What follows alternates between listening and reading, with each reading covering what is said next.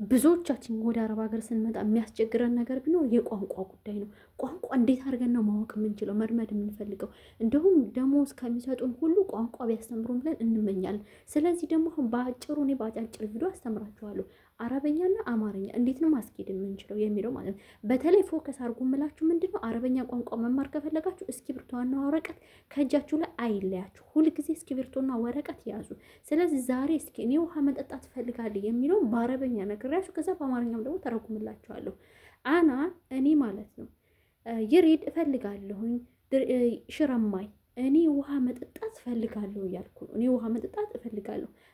ይሪድ ሽረማይ እኔ ውሃ መጠጣት እፈልጋለሁ። እንደዚህ አድርጋችሁ በአጫጭር ቪዲዮዎች ብትሰሯችሁ በጣም ትለምዳላችሁ እና ቶሎ አቀላጥፋችሁ መናገር ትችላላችሁ። በተለይ ቋንቋዎቹን ለማወቅ ከፈለጋችሁ እያንዳንዳቸውን ፊደላቸውን ወይም እያንዳንዳቸውን በወረቀት አስፍራችሁ እየደጋግማችሁ ስራ እንኳን ቢበዛባችሁ እጃችሁ ላይ እየጻፋችሁ ማታ ማታ ወረቀት ላይ ለመገልበጥ ሞክሩ። ይህን ካረጋችሁ በእርግጠኝነት ነው የምነግራችሁ አረበኛ በ2 ወር ወይም በ3 ወር አቀላጥፋችሁ መናገር ትችላላችሁ። ብዙ ጊዜ ደግሞ ከመናገራችሁ በፊት ማዳመጥን ትኩረት አድርጉ፣ ፎከስ አድርጉ። በተለይ ህፃናት ቤታችሁ ውስጥ ያሉ ልጆች ካላችሁ ህፃኖችን ፎከስ አድርጉ። ትላልቅ ሰው ለማስረዳት ይሰለቻል።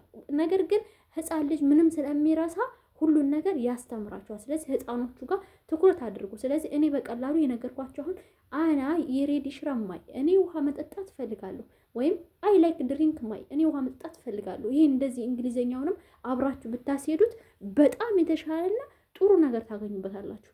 እንደዚህ አይነት ነገሮች መማር ከፈለጋችሁ ሚስ ፈንዲሻ ዩቲዩብ ቻናልን ፎሎ ሰብስክራይብ